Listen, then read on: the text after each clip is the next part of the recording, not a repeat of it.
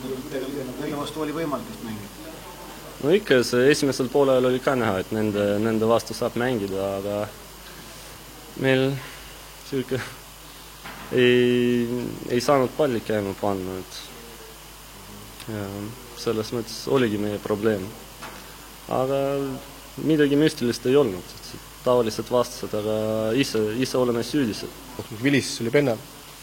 Selle kohta ei ole midagi öelda, kui sa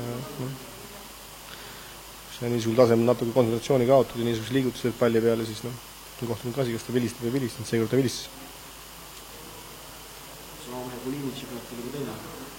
Täpselt sama asi, et kui niisugusel tasemel ei saa teha niisuguseid lollusi, et oleme rääkinud sellest, et mängida lihtsalt, mitte anda neile võimalust üldse midagi teha, aga kui sa ise nagu kingid neile võimalused, siis need karistatakse niisugusel tasemel väga kiiresti ära.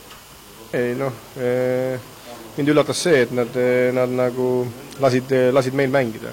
Loomulikult, kui sa võtad individuaalselt, siis mängijate kvaliteet on selgelt parem, aga ma ütlen, et täna nad ei võtnud võitu, ma andsin. Kaotada pole häbiasi, kui vastan tõesti on tugevam ja väärib seda, aga ma ei ütleks, et nad ei vääri seda, kui nad löövad 3 väravat, siis nad väärivad seda.